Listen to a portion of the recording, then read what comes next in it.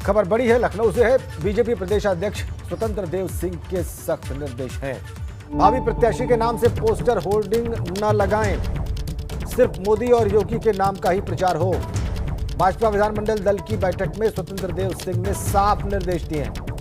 मोदी योगी सरकार की उपलब्धियों को बताकर चुनाव जीत सकते हैं। विधायक भी सिर्फ मोदी और योगी सरकार की उपलब्धियों का ही प्रचार करें।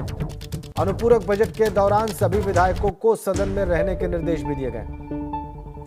मिशन शक्ति के तीसरे चरण में विधायकों को योगदान के भी निर्देश दिए गए हैं। तो बहुत सख्त निर्देश विधायकों को प्रदेश अध्यक्ष स्वतंत्र देव सिंह के। सीधा लखनऊ चलते हैं। शैलेश अरोड़ा इस वक्त हमारे साथ जुड़े हुए हैं। शैलेश, आप, ये बहुत स्पष्ट और सख्त निर्देश और इन निर्देशों के बहुत मायने पार्टी के विधायकों के लिए भी और पार्टी के चुनावी प्रोस्पेक्ट्स के लिए भी आने वाले दिनों में क्या है, जरा डिटेल में हमारे दर्शकों को बताइए कि किस रेफरेंस में, किस संदर्भ में इतने सख्त निर्देश विधायकों को दिए प्रदेश अध्यक्ष महोदय ने। देखिए, जब भी चुनाव आते हैं, चुनाव से पहले विधानसभा का हो या लोकसभा का, एक चीज हमेशा देखी जाती है कि सभी क्षेत्रों में जो वहां के संभावित प्रत्याशी होते हैं उनके नाम के होर्डिंग पोस्टर लगने लगते हैं।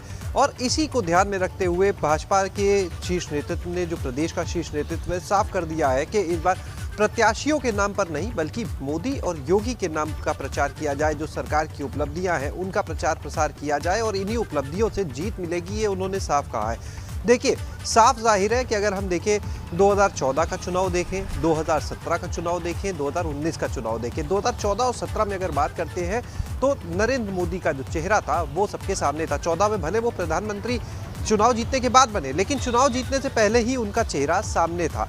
इसके बाद अगर हम 2017 के चुनाव की बात करते हैं तो भी वो चुनाव प्रधानमंत्री नरेंद्र मोदी का जो चेहरा था उसको आगे रखकर लड़ा गया था। जीत हासिल हुई, बहुमत से सरकार आई। इसके बाद 2019 के चुनाव की बात करें तो पीएम मोदी का चेहरा तो था ही, लेकिन अगर उत्तर प्रदेश में जब हम इस चुनाव की बात करते हैं तो यहाँ पर सीएम योगी के जो तब तक की 2 साल के जो कार्यकाल की उपलब्धियां थी उनको भी आगे लाया गया कि भाजपा सरकार की इन 2 सालों में क्या उपलब्धियां रही हैं। इसी कड़ी में अब की बार 2022 का जो चुनाव है, साफ कर दिया है पार्टी ने अपना रुख कि वो पूरी तरह से पीएम मोदी और सीएम योगी जो है उनके चेहरे पर लड़ा जाएगा। प्रत्याशियों के नाम का प्रचार करने की जगह जितना ज्यादा हो सके पीएम मोदी सीएम योगी का प्रचार किया जाए। उन्होंने इन दोनों सरकारों की, चाहे केंद्र की बात करें या प्रदेश सरकार की, इनकी जो उपलब्धियां हैं उनको सामने लाया जाए।